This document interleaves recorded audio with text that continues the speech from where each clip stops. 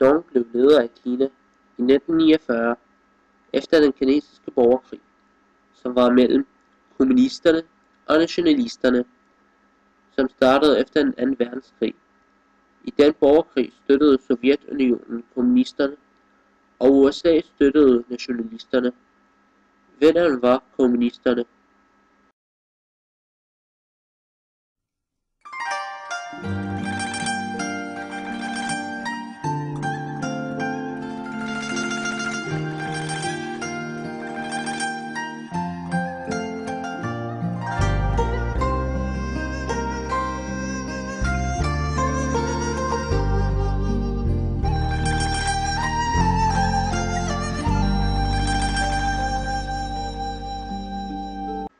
Mao fik æren for at have skabt et forenet Kina.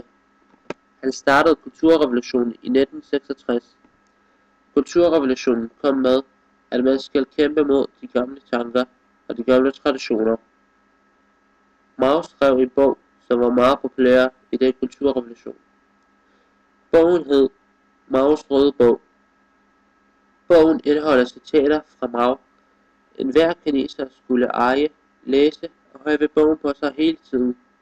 Og det mener mig, Muammar Gaddafi, som har skrevet en grøn bog.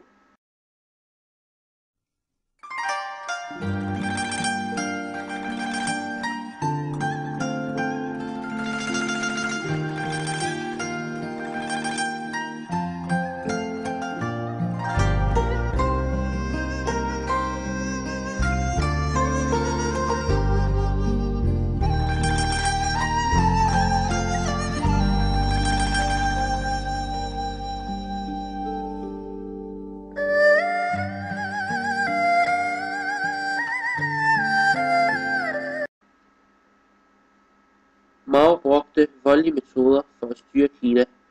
Han dræbte mange kinesere, som var mod ham, og dem, som var heldige, kunne flygte til Taiwan. Så var der kun Mao Zedongs stemme, som man kunne høre i Kina. Præsidenten, som kom efter Mao, sagde, at 70% af det, Mao gjorde, var godt, og 30% var dårligt. Det dårlige mente han var i 1958, da Mao arbejdede med hans projekt, som hed Det Store Spring Fremad. Den projekt var baseret på små industrier i marker og landsbyer i landet, der tvinger millioner af bønder og civile til at arbejde i den projekt. De skal arbejde dag og nat for at opnå store resultater, men befolkningen kunne ikke være ledsaget af denne nødvendige hastighed. Så brød projektet sammen. Efter store tab afgik Kina efter 2 år i denne vanskelige periode. Det vigtigste resultater, som Mao opnåede, var, at han har ændret den økonomiske system fra kapitalisme til socialisme. Han gik meget op i uddannelse, produktion og sundhed. Hans formål var at se Kina som et stærkt land.